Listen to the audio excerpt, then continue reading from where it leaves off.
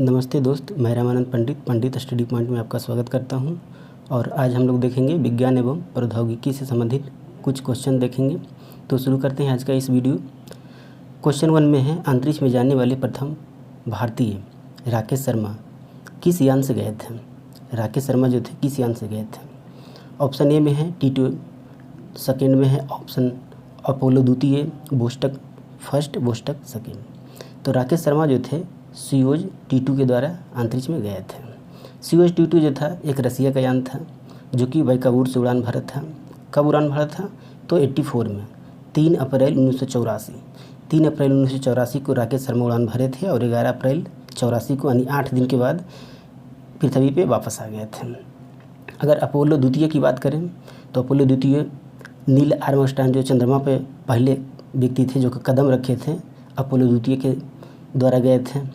वोस्टक 1 की बात करें तो वोस्टक 1 विश्व का प्रथम अंतरिक्ष यात्री जो था यूरी गागरिन जो थे वोस्टक 1 के द्वारा अंतरिक्ष में गए थे। कब गए थे यूरी गागरिन? तो 1961 में गए थे। वहीं अगर वोस्टक सेकेंड की बात करें तो प्रथम महिला अंतरिक्ष यात्री, आप जानते होंगे वेलेंटिना तेरेस्कोवा। तो वेलेंटिना तेरेस्कोवा जो थे वोस्टक सेकेंड के द्वारा अंतरिक्ष में गई थी। नेक्स्ट क्वेश्चन देखते हैं, पहले ही प्रयास में मंगल पर पहुंचने वाला विश्व का पहला देश कौन था।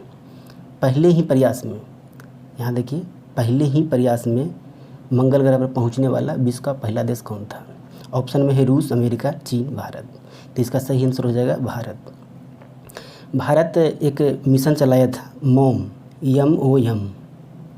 MOM मिशन जो चलाया था, यानी मार्स ऑर्बिट मिशन के तहत पहला मंगल मिशन भेजा गया था। कब भेजा गया था? तो 5 नवंबर 2013 में, और वो पहुंचा था 24 सितंबर 2014 में। जब पहुंचा था 24 सितंबर 2014 में, उस समय पूरा विश्व में भारत का बहुत चर्चा हुआ था। चूँकि चर्चा इसलिए हुआ था कि भारत एक ऐसा पहला देश बन गया वर्ल्ड में एक मात्र ऐसा पहला देश बन गया जो कि पहले ही प्रयास में मंगल ग्रह पर मिशन को पहुंचा दिए। इसके पहले 3 देश थे, रसिया जैसे ले लीजिए, अमेरिका, चाइना, सब मंगल पे यान भेजे हैं, लेकिन पहले प्रयास में नहीं भेजे थे। और भारत ऐसा करने वाला पहला देश बना था वर्ल्ड में। वहीं अगर मंगल पे यान भेजने वाला कैवा देश बना था? तो चौथा देश बना था। अब बात है कि MOM जो मिशन था ये किस यान के द्वारा गया था। तो ये याद रखिए, PSLV C-25 पूछता है कि मंगल मिशन जो था किस यान के द्वारा गया था। तो PSLV 25 कहाँ से छोड़ा गया था? श्रीहरिकोटा से। इसमें टोटल 450 करोड़ की लागत आई थी। आइए नेक्स्ट क्वेश्चन देखते हैं। क्वेश्चन नंबर 3, भारतीय अंतरिक्ष अनुसंधान संस्था की स्थापना कब की गई थी। यानी अंतरिक्ष अनुसंधान संस्था का मतलब इसरो की स्थापना कब की गई थी? 1972, 1969, 1962, 1963। इसका सही आंसर हो जाएगा 1969। 15 अगस्त 1969 को इसरो की स्थापना की गई थी। आप जानते होंगे इसरो की स्थापना 1969 में हुआ। इसके पहले भी भारत में अंतरिक्ष कार्यक्रम होता था, लेकिन 1969 में इसका नाम किया गया ISRO, Indian Space Research Organisation. तो इसके पहले क्या कहा जाता था? इसके पहले कहा जाता था भारतीय राष्ट्रीय अंतरिक्ष अनुसंधान समिति। पहले समिति बोला जाता था, और जिसका स्थापना जो हुआ था 62 में हुआ था। तो 62 में पहले समिति के नाम से जाना जाता था, भारतीय अंतरिक्ष अनुसंधान समिति। और वहीं 63 में जो बोलिए 1963 जो था, 63 में अंतरिक्ष कार्यक्रम की शुरुआत कर दिया गया था। यह कहाँ से किया गया था? त्रिवेंद्रम के एक चर्च था, चर्च से किया गया था। यानी थुम्बा जो त्रिवेंद्रम पड़ता है, वहाँ एक थुम्बा गांव है, वहाँ से अंतरिक्ष कार्यक्रम की शुरुआत हो गई थी। और उसके बाद 1972 में जाकर के अंतरिक्ष विभाग और अंतरिक्ष आयोग की स्थापना किया जाता है। आइए नेक्स्ट क्वेश्चन की ओर बढ़िए। प्रक्षेपास्त्र ब्रह्मोस का नामकरण किया गया है। तो ब्रह्मोस का नामकरण किस पे किया गया है? पहाड़ों पे किया गया है, नदियों पे किया गया है, व्यक्तियों के नामों पे किया गया है, या झीलों के नामों पे किया गया है। तो ब्रह्मोस का जो नामकरण है नदियों के नाम पे किया गया है। अब कौन नदियों के नाम पे किया गया है? तो आप पहले जानिए, ब्रह्मोस जो मिसाइल है 2 देशों का संयुक्त परियोजना के तहत बनाया गया था। इसको कौन कौन देश? भारत और रूस। एक था भारत और एक था रूस। भारत रूस का ये संयुक्त परियोजना है और भारत का ब्रह्मपुत्रा नदी और रूस का मास्कोवा नदी दोनों के नाम पे इसका नाम पड़ा ब्रह्मोस, यानी ब्रह्मपुत्रा और प्लस मास्कोवा, ब्रह्मोस।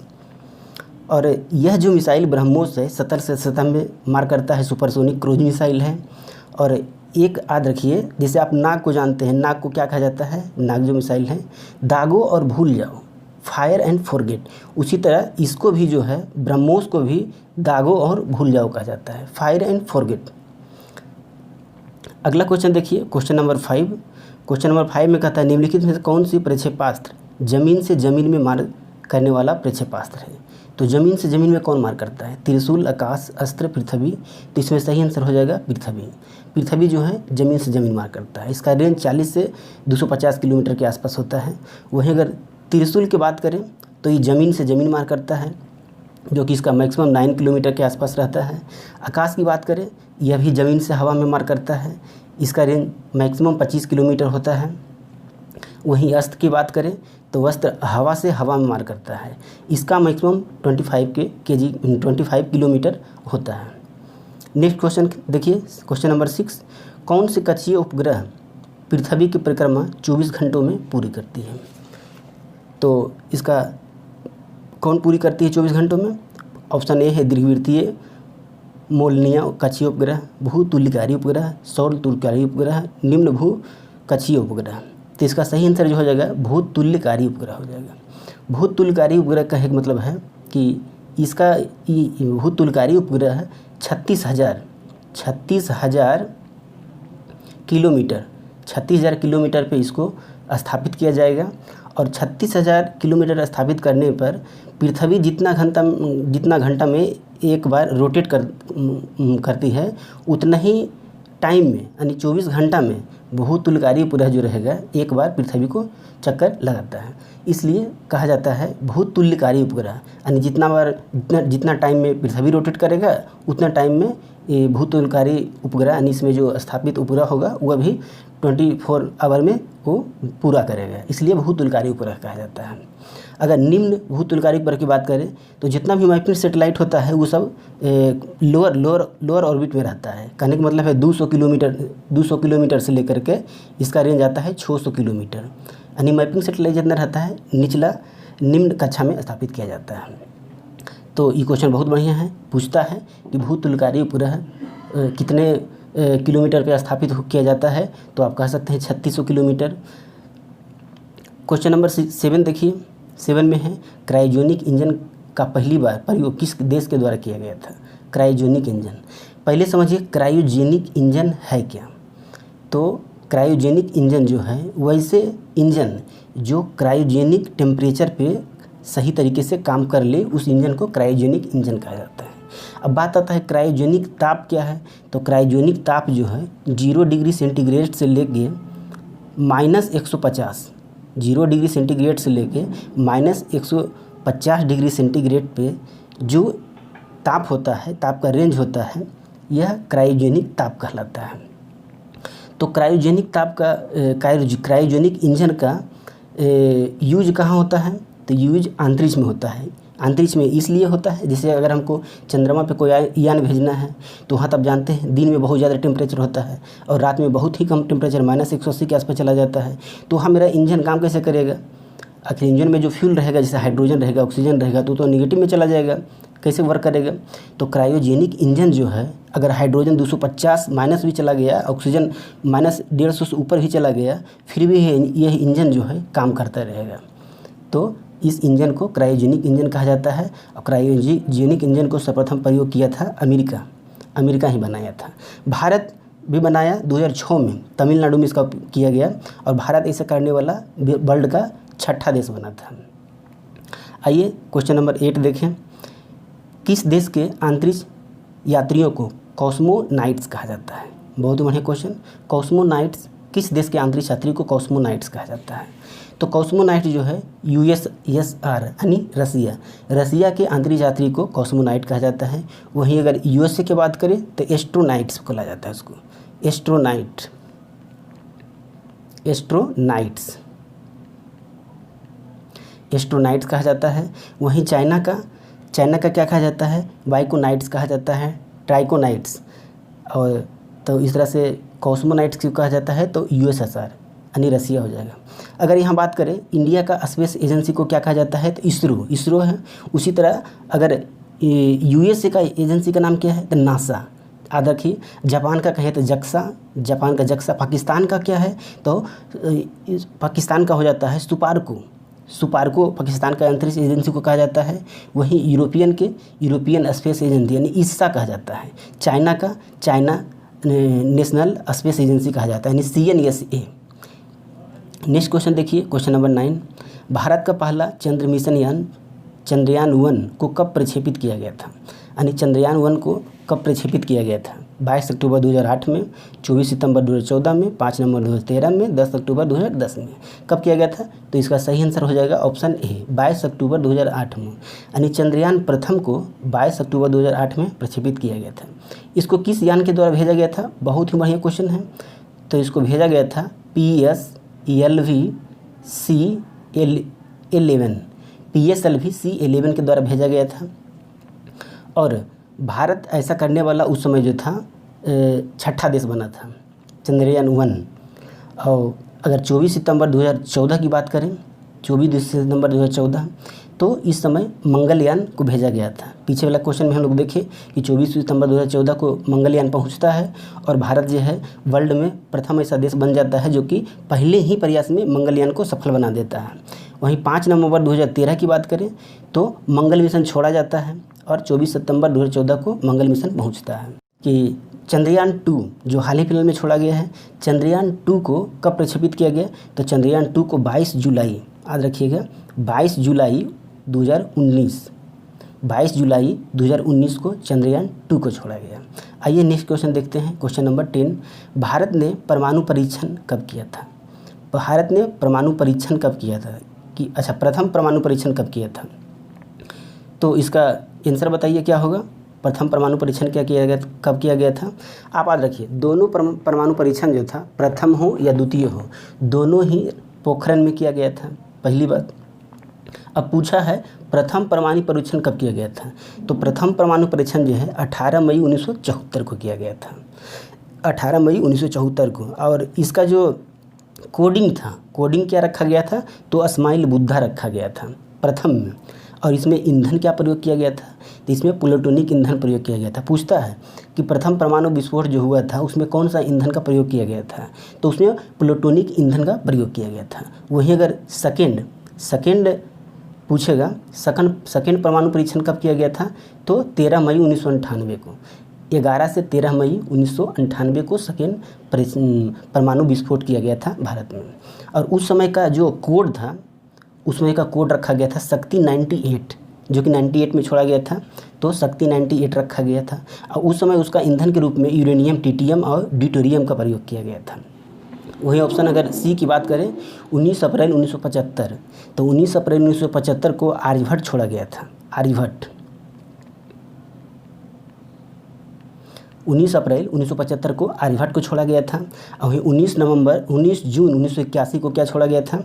एप्पल छोड़ा गया था, जो कि भारत का प्रथम संचार उपग्रह था। एप्पल को 19 जून 1981 को छोड़ा गया था। इस तरह इस क्वेश्चन का सही आंसर 18 मई 1974 को परमाणु प्रथम परीक्षण हुआ था, जबकि 11 से 13 मई 1998 को द्वितीय परीक्षण हुआ था। दोनों ही पोखरण के, राजस्थान के पोखरण में हुआ था। आइए 11 नंबर क्वेश्चन देखते हैं। निम्नलिखित में कौन सी परमाणु विद्युत गिरी उत्तर प्रदेश में स्थित है? तो उत्तर प्रदेश में कौन सा परमाणु विद्युत गिरी उत्पन्न है?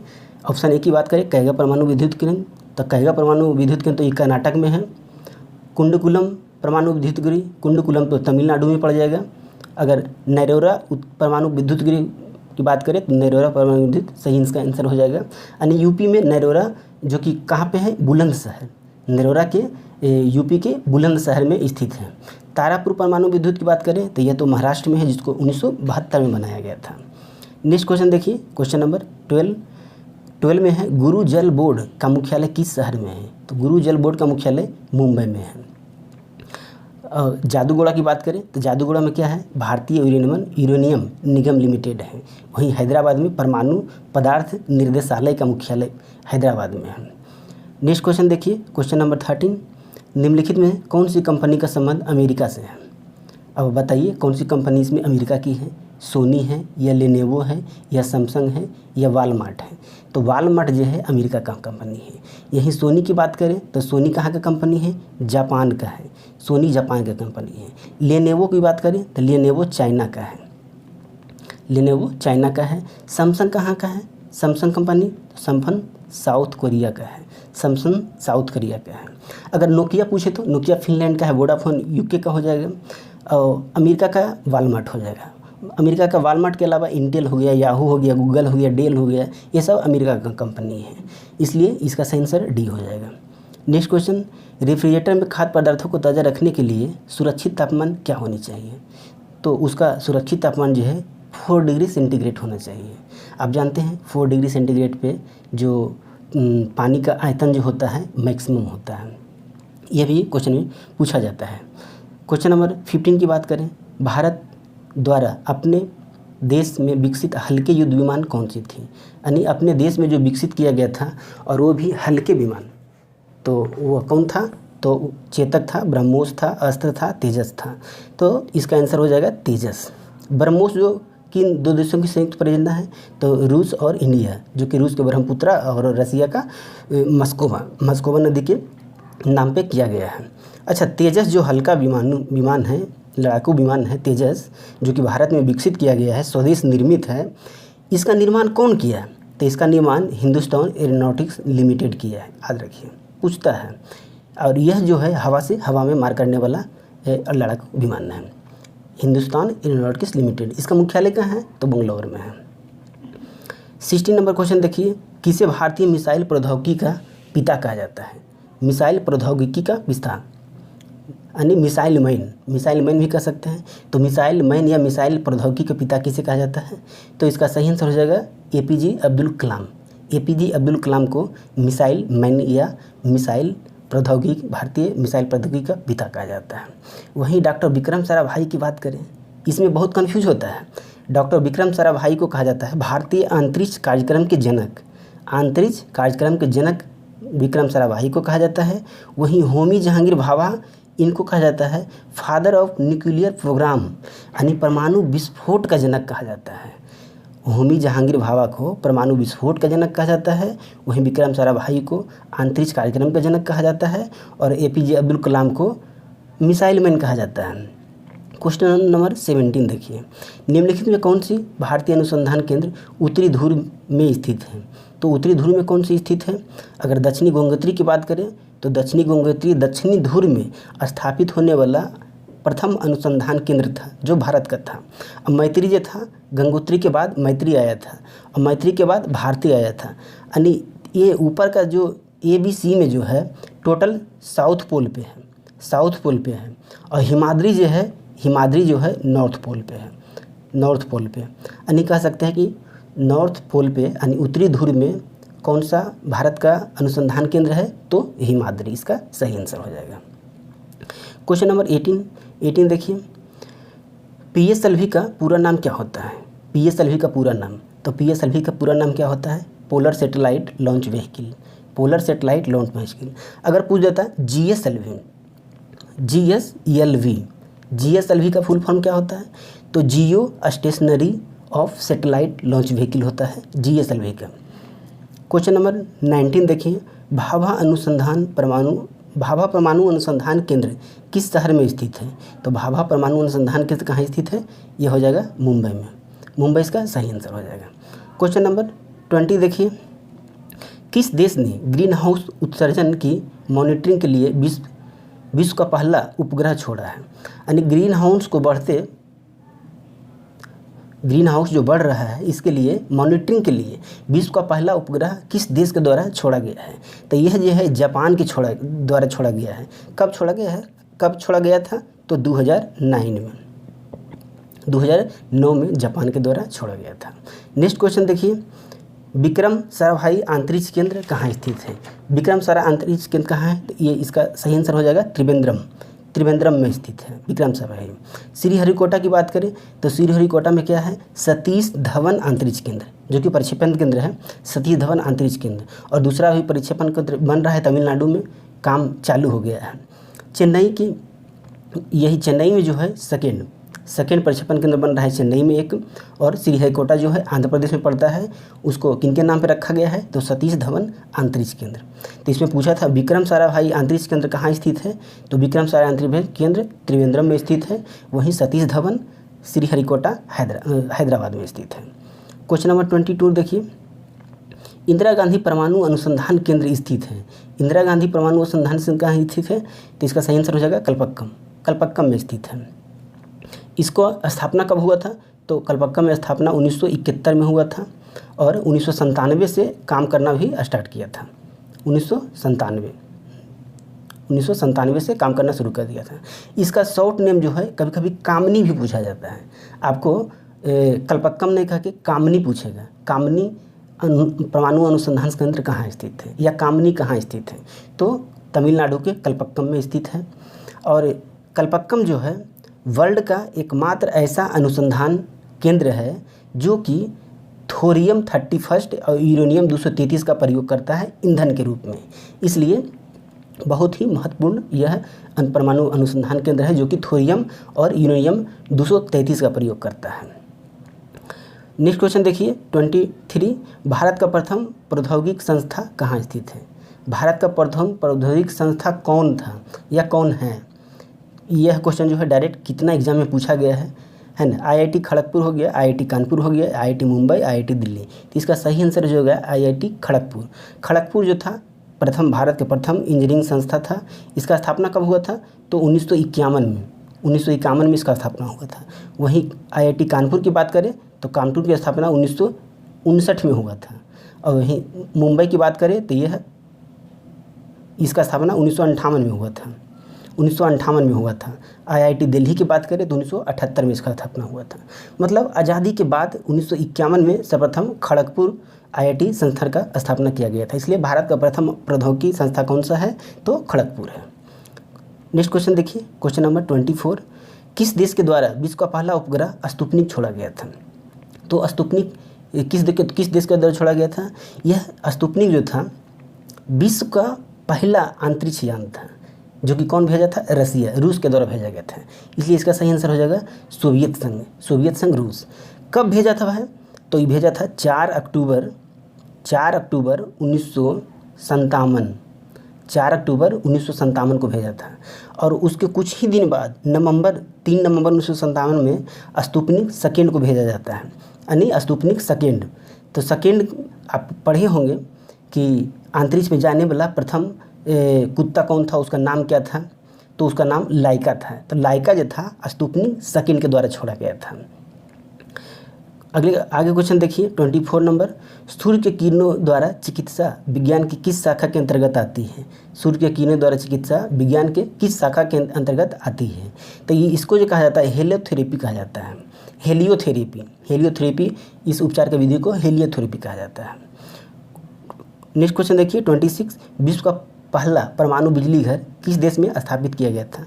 तो पहला परमाणु बिजली घर जो था रसिया में स्थापित किया गया था, रूस में किया गया था। नेक्स्ट क्वेश्चन देखिए क्वेश्चन नंबर 27, सुपर कंप्यूटर प्राप्त करने वाला भारत का प्रथम शिक्षण संस्था कौन था।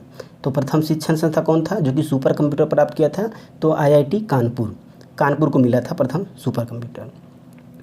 28 नंबर क्वेश्चन देखिए, मौसम संबंधी जानकारी प्राप्त करने के लिए गुब्बारे में कौन सी गैस भरी जाती है। तो गुब्बारे में कौन सी गैस भरी जाती है, hydrogen gas, helium gas, argon gas, neon gas. तो इसका सही आंसर हो जाएगा इसका हीलियम गैस भरा जाता है। चूँकि हीलियम गैस वेट में बहुत हल्का होता है इसलिए, और आकाश में जाता है तो उसका दबाव पड़ता है तो उसको बैलून जो होता है दबाव के कारण फट भी जाता है, इसलिए इसमें हीलियम गैस भरा जाता है। 29 नंबर क्वेश्चन देखिए, भारत की कौन सी अंतरिक्ष केंद्र भूचुंबकीय विषुवत रेखा पर स्थित है।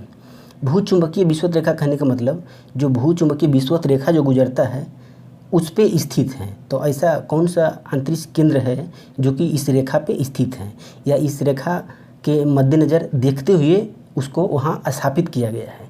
तो ऐसा कौन है? विक्रम साराभाई अंतरिक्ष केंद्र थुम्बा, अंतरिक्ष उपयोग केंद्र अहमदाबाद, मुख्य नियंत्रक सुविधा केंद्र हसन कर्नाटक, सतीश धवन अंतरिक्ष केंद्र श्रीहरिकोटा।